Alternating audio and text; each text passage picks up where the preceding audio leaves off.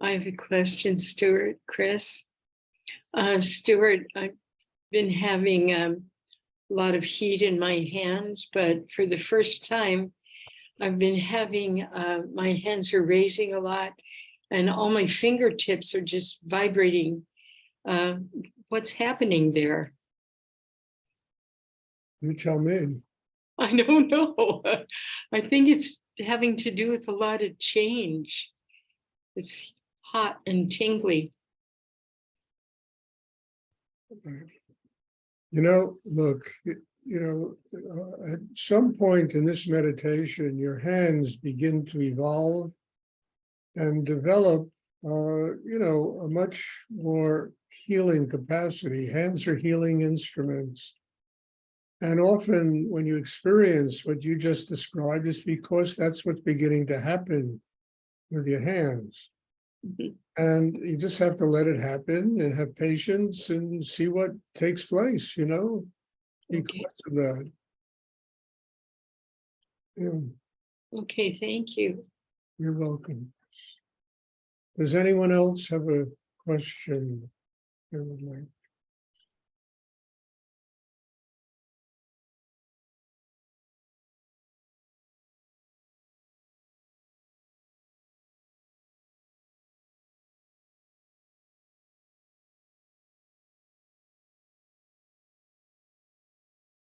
Just in a, hands are very powerful instruments.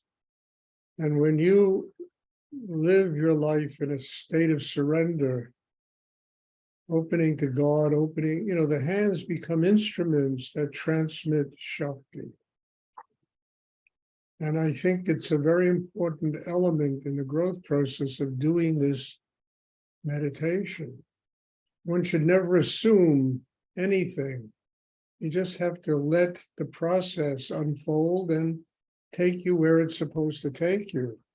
But as soon as you begin to assume, I'm a healer, I'm a this, I'm a that, it's all over. I'm a Swami, I'm a guru, it's all over. The whole thing is based on how deeply one can surrender inside. One can let go. One isn't fulfilling what you might call the spiritual ego. That could be really quite dangerous, but you're really serving God. You're serving a higher force, and you have to let go of any image that you might have of yourself and who you think you might be. And let God, let higher energy, let Shakti, let that determine what you do with the kind of growth that takes place inside.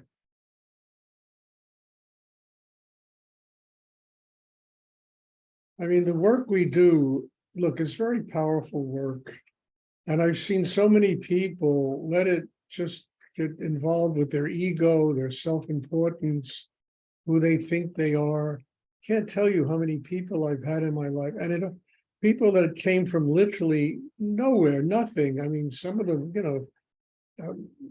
and their lives get put back together, and suddenly they forget where they came from, and they forget what, and suddenly it's the importance of exactly who they are. And it's very dangerous, it's not that way. The whole point of this is a deeper sense of humility, a deeper sense of surrender, a deeper sense of letting go, so that one literally becomes a servant of higher energy in the universe. And nobody can be a servant of that energy if they're full of themselves. Yeah.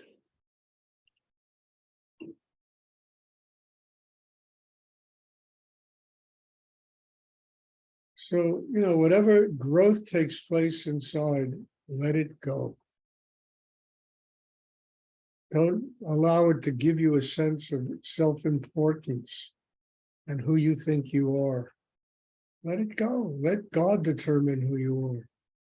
Let your open heart, love, sweetness, energy determine who you are, not something in your brain. There are people, I've met so many of them who have psychic abilities, and they're almost the hardest people to teach how to have a spiritual life. They really are. They're so full of their gifts that there's no room for God to come through them. And people are born with gifts. There are people that are very psychically gifted when they're born. It doesn't mean they're going to have a spiritual life. It means they have psychic gifts. You know, people are gifted athletes, people are gifted musicians. They're born that way. I mean, who knows what they did in their last lifetime to bring that about? But it doesn't mean they're going to have a spiritual life. Spiritual life is based upon the ability to surrender in such depth inside that you become literally a vehicle through which spiritual energy can flow. And honestly, there's no comprehending it, there's no understanding it. It's something that manifests over time and will go even deeper if we allow it to go deeper.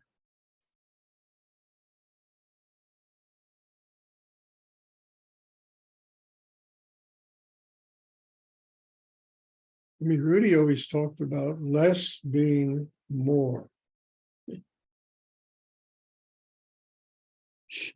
It's so true and very profound, because the less there is of us interfering with spiritual energy, the more spiritual energy can flow through us.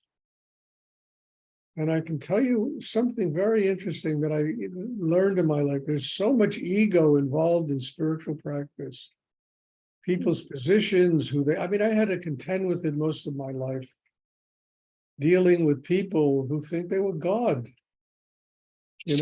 incarnated, some avatar, an incarnation of God on the new Rudy, I am Rudy now. I mean, it was disgusting, the kind of things I used to see and hear from people. And it's just something that has to be surrendered.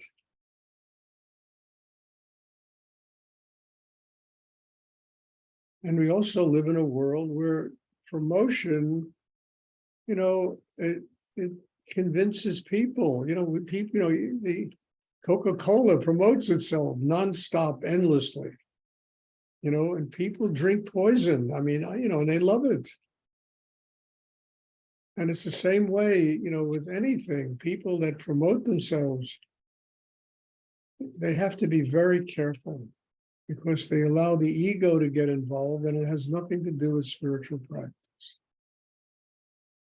So whatever we experience, it has to be surrendered. We have to let go of it. Can't determine who we are and what we are. Only God can determine that. And our position in life is one of surrender, letting go. The more we let go, the more spiritual energy will flow through us, the more humility there will be, the more love there will be.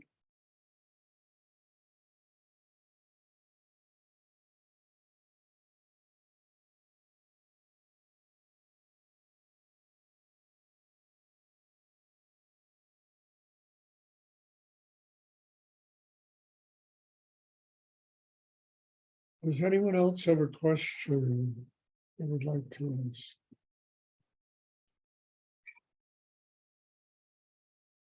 Stuart, Yes, Larry. when one experiences a shift in the pace of their life or a sense of acceleration, what is that reflective of? What is that reflected?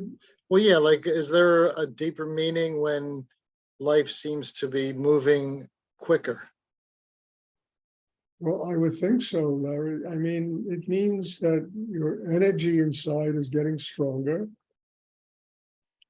Look, I mean, you mean the external world or the internal world, or both? It's really both. That's wonderful. Doesn't mean anything except you're growing. Now, you can't allow yourself to get swept away in it. You understand? Because that's also what happens to people. They change, they grow, their inner lives get transformed a little bit, sometimes a lot. And they forget, they get swept away in the changes, especially changes in the material world. people get swept away in it. And I've discovered over so many years that sometimes, not always, but in many cases, people get what they really want, not what they need, but what they want. They want more money, they want a relationship, a nice house to live in, a this or that. And they substitute that for a spiritual life. They no longer feel that hunger inside, that allowed these things to manifest and become possible. But what you're talking about is a little bit different. I mean, it's part of the growth process, Larry. And what you're telling me is that you're growing inside, just as Chris's hands are burning, she's growing inside. And that really is a byproduct of this meditation to make that kind of thing happen. I mean, I look at my own life. This last 2 weeks, I have taught 26, 28 classes. I mean it. And it's like, well, I'm very tired, but at the same time, I've had to grow to some place inside myself in order to do something like that. And, I've had in-person classes. There have been people here from the West Coast. And I think there was 26, 28 classes were taught over the last 2 weeks. To me, that's a sign of growth, but I can't, walk around, patting myself on the shoulder and gloating in my laurels. It's a growth. Okay, I've done this. I have grown enormously. Now I have to absorb it. I have to really allow it to get me deeper inside. Because it's a lot of energy, and that energy needs to be absorbed and deepened. And I don't know what's on the other side of this. I'm just grateful that I could do something like this. And what's on the other side will probably be a kind of a major step in my life. Where that step is going to go, I don't know. I don't even care to know. Let God take care of it.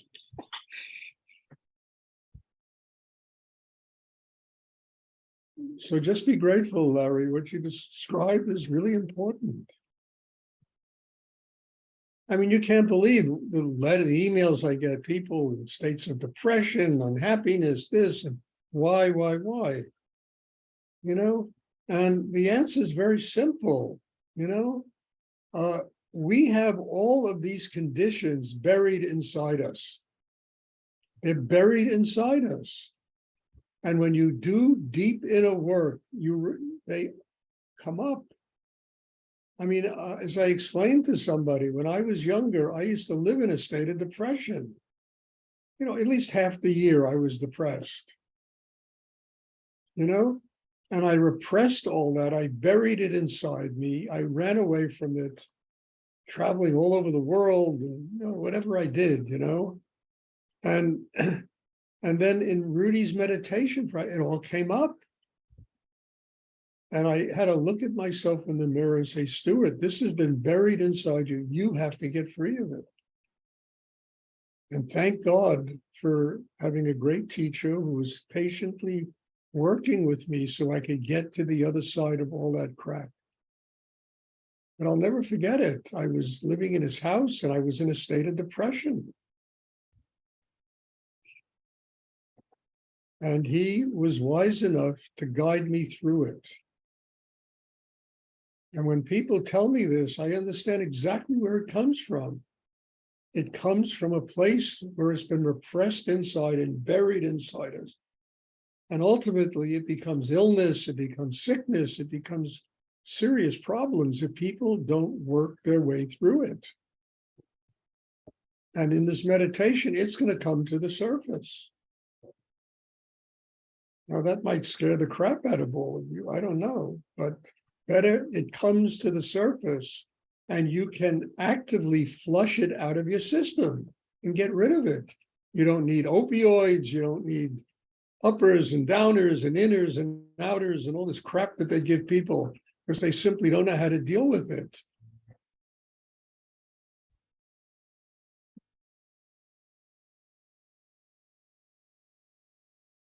So the negative things come, also the positive things, like what came up for you and came up for Chris. That happens also.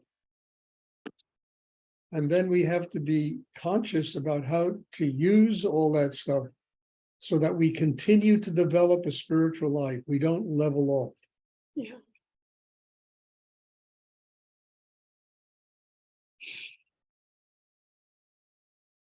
Thank you, Stuart. You're welcome, Larry. You're welcome.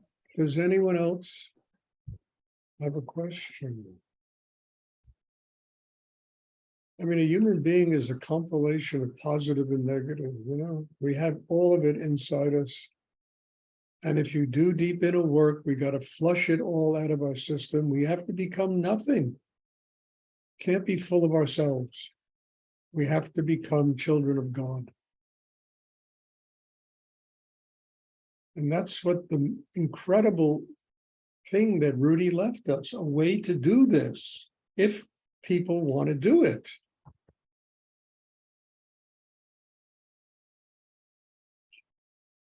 A way to finally get free of the one person that keeps you from being enlightened, yourself. Really, yourself. It's not the politics, the economics, the money, the this, the tension, all this crap that goes on in the world. It's oneself. We are the reason we're not spiritually enlightened. And we need to work deep enough in ourselves to get to that place where we can get free of us.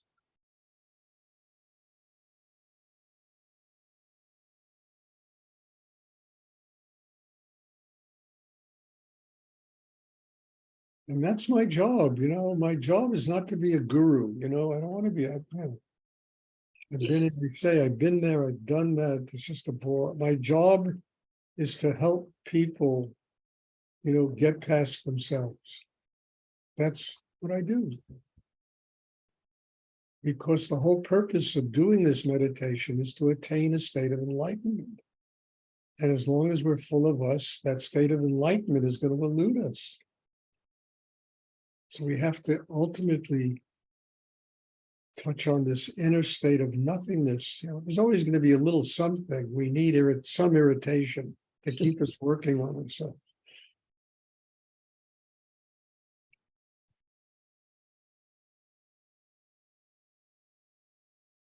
Does anyone else have a question? I mean, this might be hard to swallow. I don't know. It's not hard for me to swallow because I've been through it, you know? But the whole point of all this is to get free. I'll say it again. Is the one person who keeps you from being enlightened. And it's not Donald Trump. It's not Biden. It's not any of those lunatics, you know? It's yourself.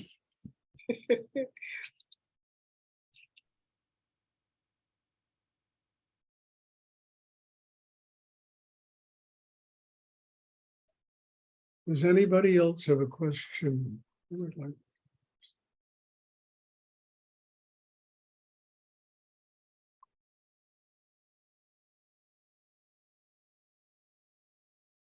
Okay, thank you. God bless you all. Thank you for being my teacher. You know, thank you for being here. God bless you all for allowing this kind of energy to manifest and for all of us to be able to use it so we can grow in our lives. And God bless you all. Thank you. There'll be a class on Sunday, and I'm looking forward to seeing everyone. Thank Bye. you, Stuart.